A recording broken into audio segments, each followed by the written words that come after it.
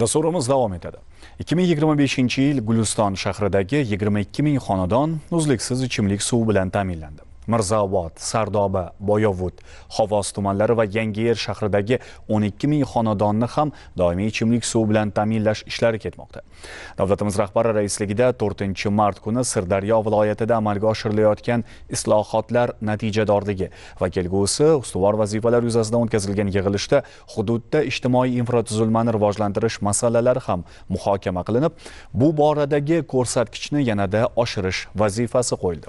Hozirgi lavhamiz mazkur yo'nalishda qilinayotgan ishlar xususida. Boyovut tumani hudud aholisining markazlashgan ichimlik suvi bilan ta'minoti so'nggi 10 yilda 45% dan 78% ga ko'tarildi.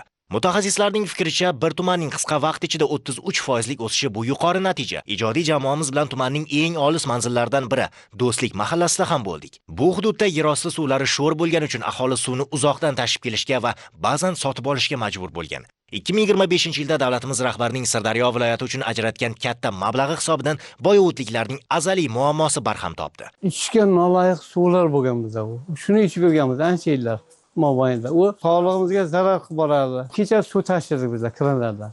Rosa qiynaladi. Mana mana hovlisida suv chiqib yotdi. Chekka qishloqda bo'lganimizda ham sharoit shunchalik prezident yaratib berdi. Mana 2025-yil muhtaram prezidentimizning qarorlari bilan ko'p yillik muammolar hal bo'ldi. Hozirgi paytda Do'stlik mahallasi ichimlik suvi bilan ta'minlandi. Buning uchun muhtaram prezidentimizga rahmat. O'z minnatdorchiligimizni bildiramiz.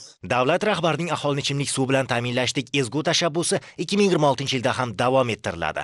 Yana minglab xonadonlarga ichimlik suvi kirib boradi. Prezidentning siyosati a'lo darajada. Endi xalqning ichidan chiqqan odam xalqni tushunadi. Bizning bu qishloq mahalla emas, butun dunyo tan beryapti. Prezidentning otasiga rahmat. Shu tashqi siyosat, ichki siyosat hammasini bir me'yorda olib boryapti. Boshqa davlatlarda ham ko'ryapmiz televizorda. Lekin bizning prezidentimiz haqiqatan ham xalqning manfaatini o'ylagan prezident. 2025-yilda qancha aholi ilk bor ichimlik suvi bilan ta'minlandi? Sirdaryo viloyatida 2025-yilda 20 mingga yaqin aholi ilk bor ichimlik suvi bilan ta'minlandi. Joriy yilda ham asosan 60-70-yillarda qurilgan eski inshootlar va tarmoqlar o'rniga yangi inshootlar va yangi tarmoqlar quriladi. Buning hisobidan tarmoqlardagi yo'qotishlarni ancha kamaytirishga erishamiz. Bundan tashqari aholining ichimlik suv ta'minoti tuman markazlarida 24 soatlik dasturga o'tkazish natijasiga erishamiz. Xususan hozir bugungi kunda Oqoltin tumanida amalga oshirish ishlarini boshlaganmiz. Bundan tashqari Sirdaryo tuman markazi, Sayxonobod tuman markazi hamda Guliston tuman markazlarida ham xuddi Guliston shahar singari 24 soatlik ichimlik suv ta'minotiga o'tishni belgilab olganmiz. Investitsiya dasturi doirasida 18 milliarddan oshiq mablag'lar hisobidan ikkita inshoot quriladi. 7,5 kilometr ichimlik suv tarmoqlari, 3,5 kilometr oqova suv tarmoqlari hamda bitta oqova suv inshooti qurilishi belgilab olingan. Joriy yildagi qurilishlarni amalga oshirish orqali biz 88,4% dan 89,5% ga yetkazilishiga erishamiz. 15 mingga yaqin aholi ilk bor ichimlik suvi bilan ta'minlanishiga erishiladi. Prezidentimiz xalqchil tashabbuslari har bir xonadonda o'z ifodasini topyapti.